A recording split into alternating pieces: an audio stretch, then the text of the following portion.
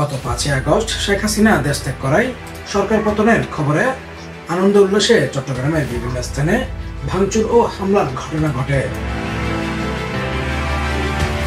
তারই প্রেক্ষিতে 9 নং উত্তর পাহাড়তলী ওয়ার্ড কাউন্সিলর জহুরুল আলম জসিমের বাসা, দোকান ও গরুর খামারে ভাঙচুর ও লুটপাট করে দুর্বৃত্তরা।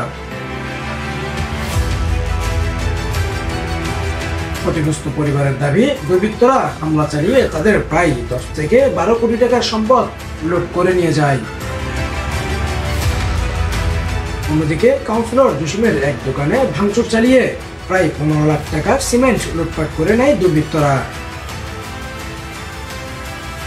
এই বিষয়ে ভুক্তভোগী কাউন্সিলর জসিমউদ্দিনের ভাই বলেন,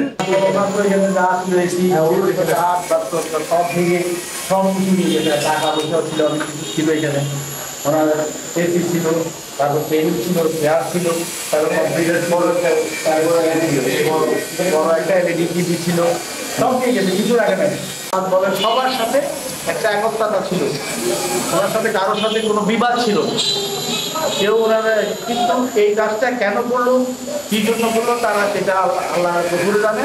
কেন আমার ভাইয়ের সব কিছু ধ্বংস করে দিচ্ছে। এ বিষয়ে প্রত্যক্ষদর্শীরা বলেন,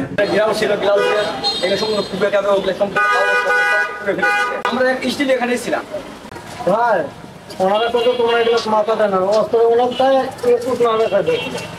বড় বড় অস্ত্র এত করে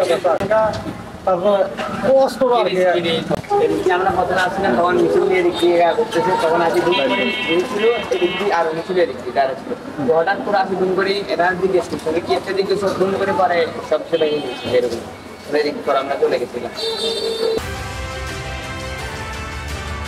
এক্স রিপোর্ট, সিটিজি 24 চট্টগ্রাম।